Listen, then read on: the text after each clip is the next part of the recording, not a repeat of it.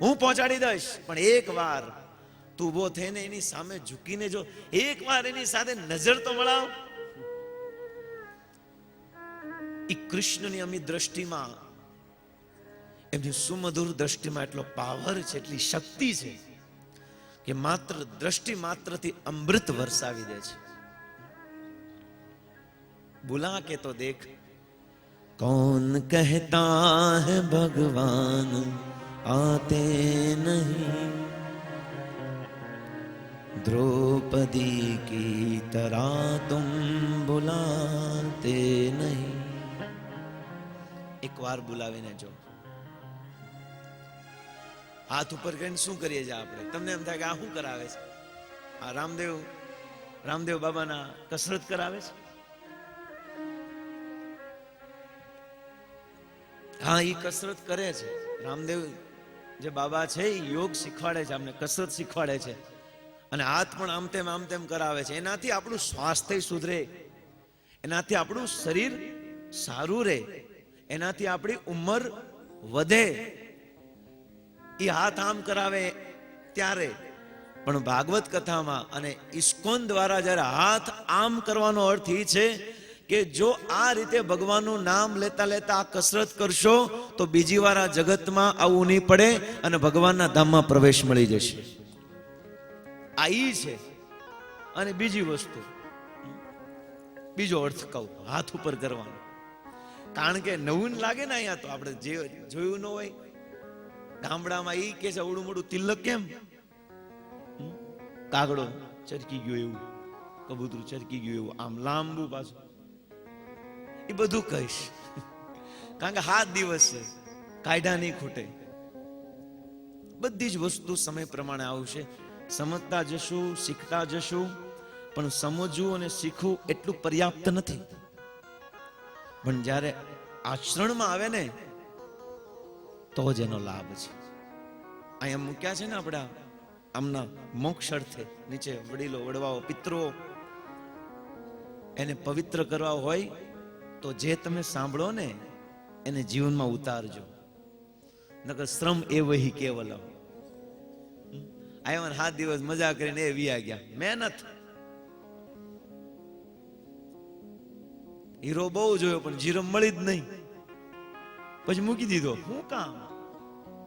બહુ મહેનત કરીને કાંઈ ખબર ન પડી. એવું ન થાય.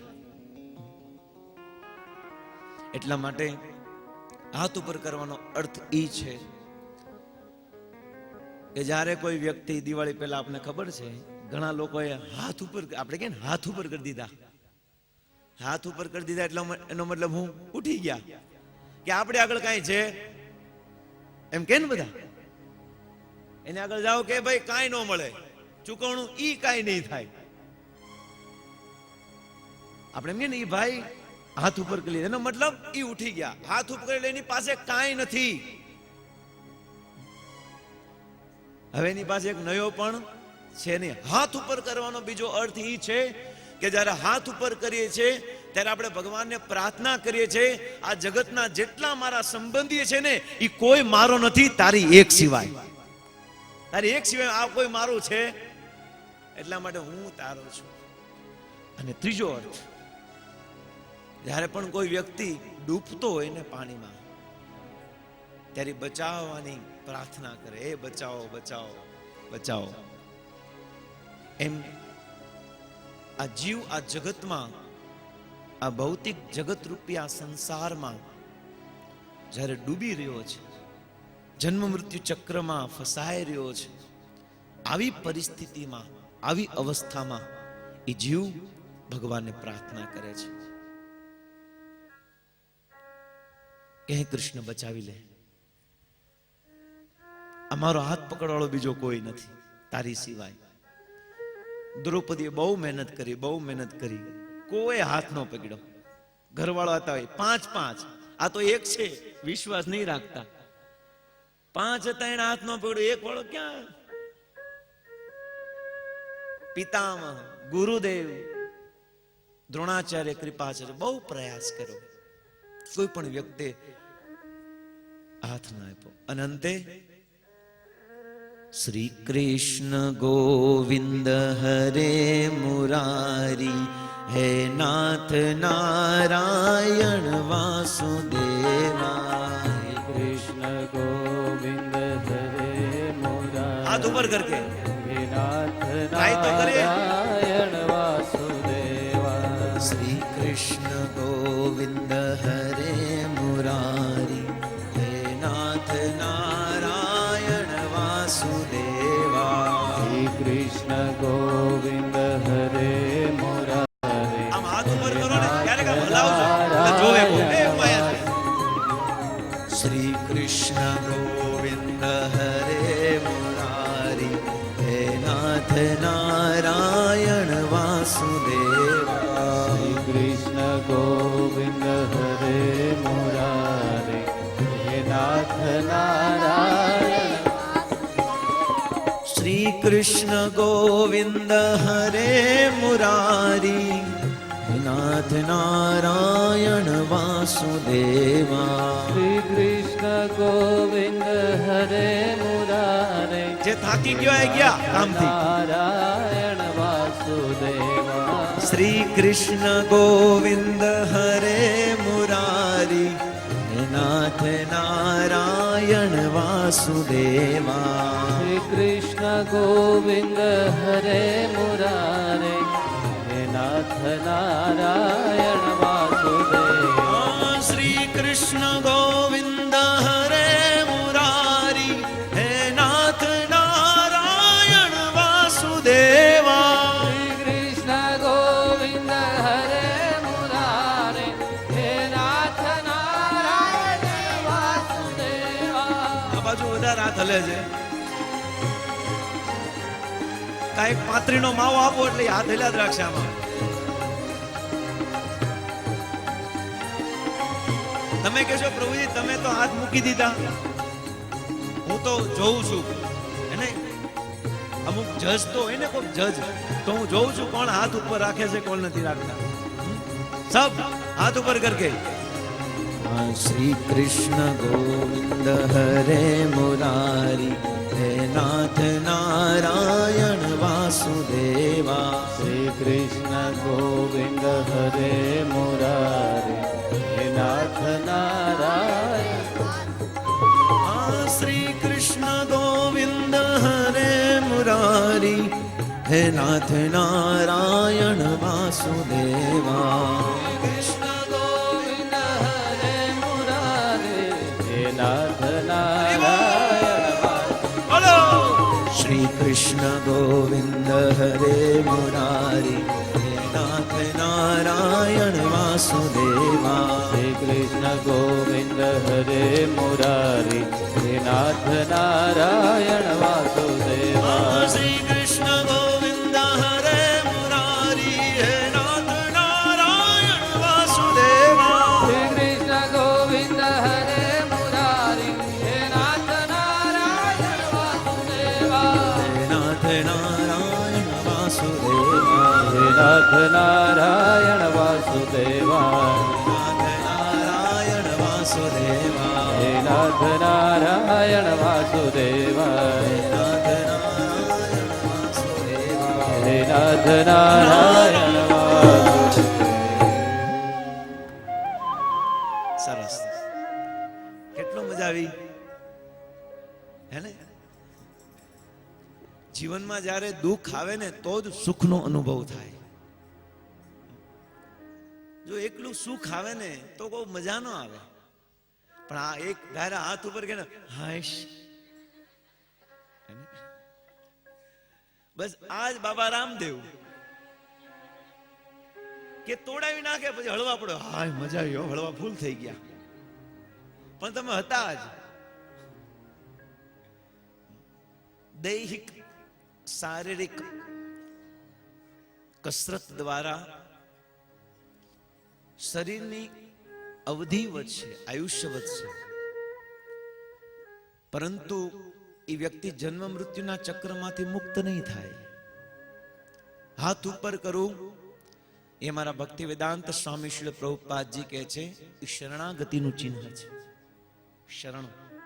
શરણમાં આવ્યા છે એટલા માટે વારંવાર હમ ભૂલ ન જાય, हमारी बुद्धि विस्मृत न हो जाए कि हम भगवान के हैं और भगवान हमारे हैं, हम राम जी के राम जी हमारे हैं, हम राम के हैं और राम हमारे हैं. अब भूलाई न जाए એટલા માટે શરણાગતિનું છે.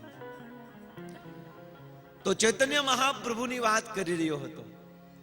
પતિત પાવન હે તું તવ અવતાર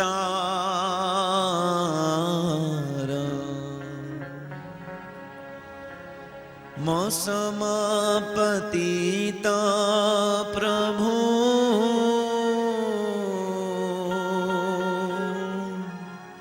ન પાઈ બે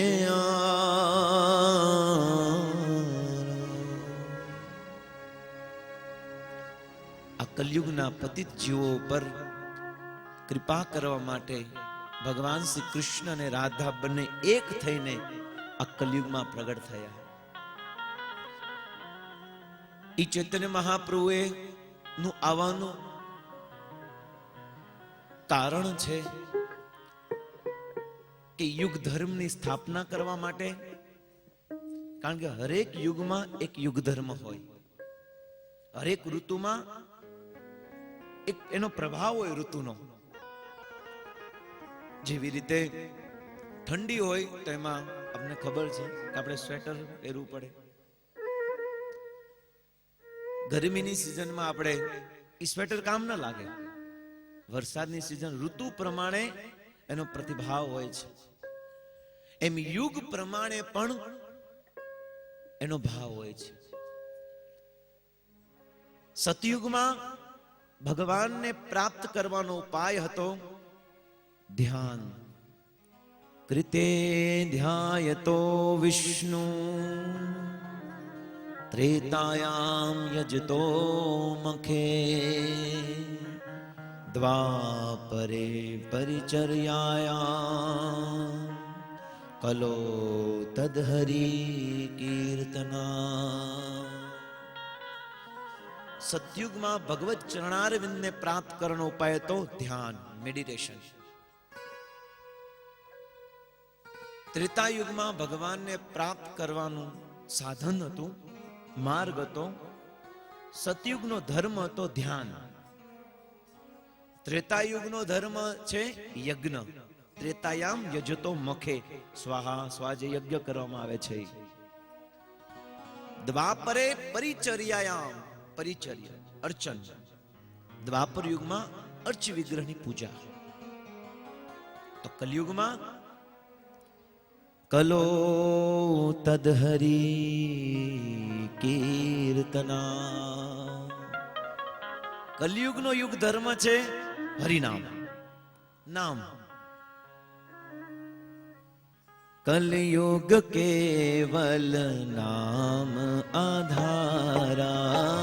કલયુગ કેવલ, કલયુગ કેવલ નામ આધારા. કલિયુગ કેવલ નામ આધારા. સુમિર સુમિર નર જનહિત પાવા. સુમિરી સુમિરી નર ઉતરે પારા. કલયુગ કેવલ નામ આધારા. કલિયુગ કેવલ નામ આધારા. કલયુગ કેવલ નામ આધારા. કલિયુગ કેવલ નામ આધારા. કલયુગ કેવલ નામ આધારા. કલિયુગ કેવલ નામ આધારા. સુમિર સુમિર નર નહીં તો પાવા. સુમિરી સુમિરી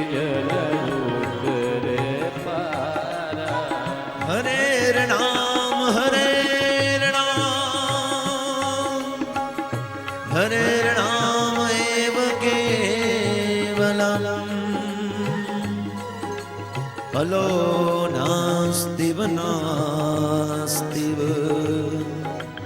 નાસ્તિવ ગતિરન્યથા કલિયુગ કેવલ નામ આધારા કલિયુગ કેવલ નામ એક માર્ગ કલયુગ કેવલ નામ આધાર નામનો આધાર એ જ નામ કલયુગનો युग धर्म છે सतयुग का युग धर्म था ध्यान त्रेता का यज्ञ द्वापर का अर्चन और हम जिस युग में विद्यमान हैं स्थित છીએ જેને માત્ર 5000 વર્ષ ગયા છે 4,27,000 વર્ષ હજી બાકી છે કલયુગની અવધિ 4,32,000 વર્ષની છે સતયુગની અવધિ 17,28,000 વર્ષની ત્રેતાયુગની અવધિ 12,96,000 વર્ષની અને દ્વાપર યુગની અવધિ 8,64,000 વર્ષની અને કલયુગની 4,32,000 આ ચારેનો ટોટલ કરો 43,20,000 વર્ષ થાય આ 1000 વાર ફરી જાય 1000 વાર ત્યારે બ્રહ્માજીની 12 કલાક થાય આ બહુ મોટું વિજ્ઞાન છે આવશે ધીરે ધીરે કારણ કે આ મગજમાં નહીં આવે એટલું બધું એવડું મોટું બ્રહ્મા એટલું બધું જીવે એવા 100 વર્ષ જીવે બ્રહ્મા કલયુગ 4,32,000 વર્ષનો છે અને એનો યુગ ધર્મ માત્ર ભગવાનના નામનું કીર્તન છે તો યુગ ધર્મની સ્થાપના કરવા માટે યુગા અવતાર હોય છે હરેક યુગમાં એક યુગા અવતાર હોય સતયુગમાં યુગા અવતાર ત્રેતાયુગમાં યુગા અવતાર દ્વાપર યુગમાં યુગા અવતાર અને કલયુગમાં યુગા અવતાર યુગ ધર્મની સ્થાપના કરવા માટે ભગવાન એક યુગમાં અવતાર લે છે કલયુગમાં ભગવાનના 3 અવતાર છે ધ્યાન સે સુનિए ભાગવતના આધાર ઉપર એક भगवान बुद्ध दूसरा सुचैतन्य महाप्रभु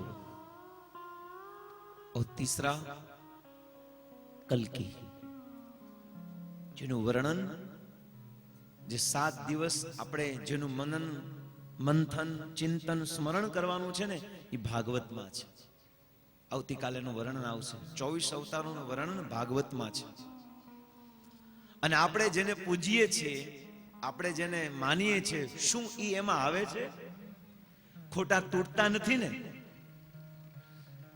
એ ખાસ ધ્યાન રાખજો કારણ કે ભાગવત એક દર્પણ છે અરીસું પોતાની જાતને પ્રગટ કરાવી દે તમે જેવા છો એવા આ ભાગવતના અરીસામાં પ્રગટ થઈ જાય આપણા જેટલા જેટલા પણ સદગુણ છે અથવા તો આપણા જેટલા દુર્ગુણ છે આ બધી જ વસ્તુની વ્યાખ્યા વિસ્તારમાં ભાગવત કરશે એટલા માટે વૃંદાવનમાં અમારા સંતો આને બોલતે ઠાકુર કહે છે ભાગવતને શું કહે છે બોલતે ઠાકુર બોલવા વાળો ઠાકુર છે આ અને આ બોલે તો બધાની બોલતી બંધ થઈ જાય खबर पड़े मैं कौन हूं मेरा अस्तित्व क्या है मेरा स्वभाव क्या है और मैं इस जगत में किस प्रभाव से किस स्वभाव से और किस आचरण से इस जगत में जी रहा हूं क्लियर आपने अपना स्वरूप ने स्थित करी देशा भागवत કે તમે કોણ છો what is your real identity શું છે તમારી ઓળખાણ શું મારું ગામ ઘેટી છે હું આમ છું હું આ ગામનો છું શું ઈ મારી સાચી ઓળખાણ છે શું આ મારી રિયલ આઈડેન્ટિટી છે આજે મારો જન્મ અહીંયા થયો છે મારું ગામ ઘેટી છે હું મરીશ પછી મારો જન્મ પાકિસ્તાન થશે તો ગામ બદલાઈ ગયું તો મારી વાસ્તવિક પહેચાન શું છે who am I હું કોણ છું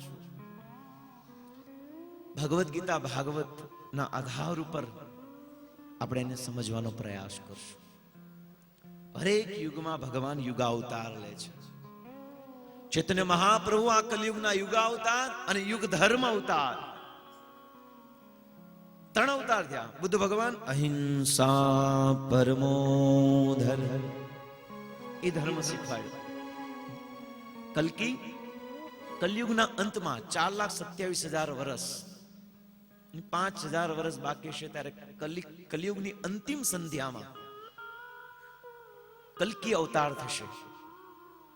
ભાગવતમાં વર્ણન છે, પહેલા સ્કંદના 3જા અધ્યાયમાં, સાંભળ નામના દેશમાં વિશ્વવસુ નામના બ્રાહ્મણના ઘરમાં, જે આજનું બિહાર છે, એ એટલા વર્ષ પછી તે સાંભળ નામનું રાજ્ય થઈ જશે. એમાં વિશ્વવસુ બ્રાહ્મણના ઘરમાં કલ્કી નો અવતાર થશે. શ્વેત અશ્વ ઉપર બેસીને ચળચળતી તલવારથી આ કલયુગના બધા દૂષિત પ્રદૂષિત જે ચેતનાઓ છે, ચેતનાઓને લઈને વિચરણ કરવાવાળા જે જીવ છે એને પરાસ્ત કરશે, એનું નિર્વાણ કરશે અને આ યુગનો અંત, કલયુગનો અંત લાવશે. ચૈતન્ય મહાપ્રભુ કલયુગ યુગ ધર્મ હૈ હરિનામ સંકીર્તના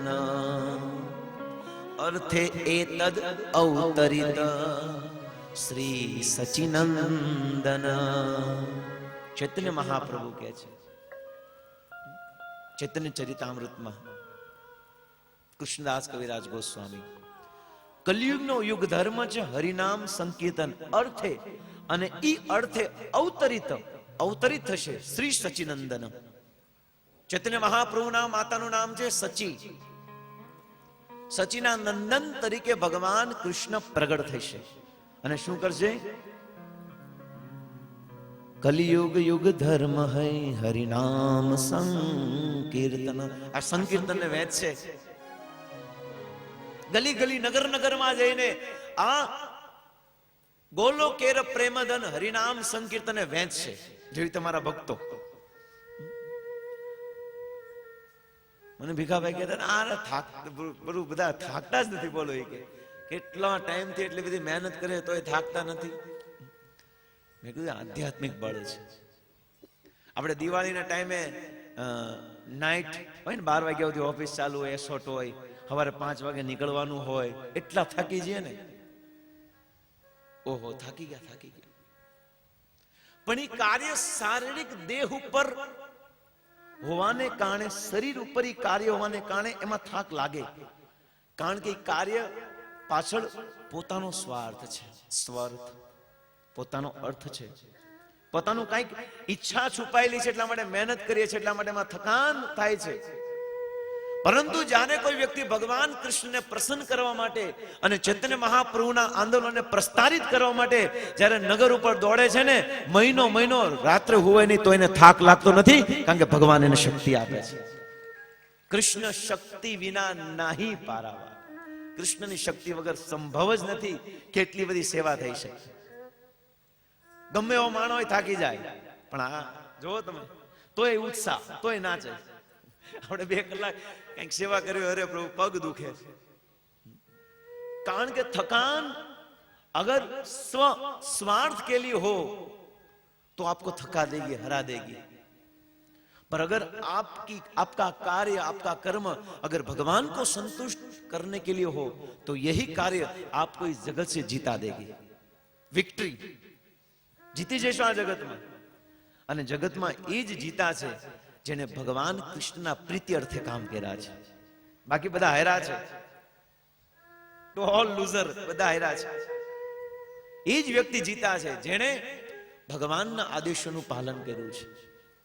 એ જ વ્યક્તિની સાચી જીત છે. ચૈતન્ય મહાપ્રભુએ યુગ ધર્મની સ્થાપના કરી. એ જ ચૈતન્ય મહાપ્રભુની પરંપરામાં આજે સવારે તમે સાંભળ્યું બ્રહ્મતીર્થ પ્રભુ દ્વારા કે ચૈતન્ય મહાપ્રભુની પરંપરામાં માધવેન્દ્રપુરી આવ્યા. એમના પરમ ગુરુ, એમના ગુરુ ઈશ્વરપુરી, એમના ગુરુ માધવેન્દ્રપુરી, જે માધવેન્દ્રપુરીએ શ્રીનાથજીનું પ્રાગટ્ય કરાયું બ્રજ વૃંદાવન. આજે નાથ દ્વારા છે, એમના શિષ્ય પ્રશિષ્ય દ્વારા ત્યાં છે, પણ એનું પ્રાગટ્ય માધવેન્દ્રપુરી દ્વારા થયું. એ માધવેન્દ્રપુરી ના શિષ્ય ઈશ્વરપુરી, ઈશ્વરપુરીના શિષ્ય ખુદ ભગવાન ચૈતન્ય મહાપ્રભુ ખુદ શિષ્ય બનીને આવ્યા. કારણ કે વસુદેવ વસુતમ દેવમ કંસ ચાણૂર્દવર્દનમ દેવકી પરમાનંદમ કૃષ્ણમ વંદે જગદ્ગુરુ. જગતગુરુ છે. ગુરુ હોવા છતાં પણ શિષ્ય કેમ બન્યા છે? આ જગતને દેખાડવા માટે. એને કોઈ ગુરુની આવશ્યકતા નથી. કૃષ્ણને સાંદીપની ઋષિના આશ્રમમાં જઈને 64 દિવસમાં 64 કલાથી પરિપૂર્ણ થઈ ગયા. આપણે 10માં આવ્યો હોય તો હોકા 3 વાર ફેલ થયો હોય. અને ટ્યુશનમાં મોકલીએ તોય તે રિજેક્ટ. આને સંભાળો સર કે આને સંભાળો, અમે હામું ટ્યુશન, અમે સામે પૈસા આપશું મહિને, પણ અમારથી નહીં હચવાય. 64 દિવસ. અને ભગવાન કહેવાય. ગઈ અઠવાડિયા પહેલા હું ખાધું એ ભૂલી જઈએ જ આપણે. એટલા માટે ભગવાને માત્ર 64 દિવસમાં સાંદીપનીના ઋષિ આશ્રમ ઉજ્જૈન સ્થિત જ્ઞાન પ્રાપ્ત કરીને 64 કલાથી પરિપૂર્ણ થયા. એ ભગવાન ગુરુ બનાવ્યા. રામચંદ્ર ગુરુ. બધાએ ભગવાન હોવા છતાં પણ ગુરુને સ્વીકારે છે. કેમ? યદ યદ આચરતી શ્રેષ્ઠમ તદ તદ એવ ઇતરતર જના તદ વર્તમાન અનુવર્તતે. હે અર્જુન, આ જગતના વરિષ્ઠ લોકો, મહાનુભાવ લોકો, ફેમસ લોકો જે માર્ગ ઉપર ચાલશે એ જ માર્ગ ઉપર દુનિયા ચાલશે. એનું અનુસરણ લોકો કરશે. અગર અર્જુન, જો હું ડાયરેક્ટ આવું અને ગુરુ સ્વીકાર ન કરું તો મને કોઈ વાંધો નથી, મારે જરૂર પણ નથી. પરંતુ જો હું આવું કાર્ય કરીશ તો મને જોઈને લોકો પણ એવું કરશે. તદ વર્ત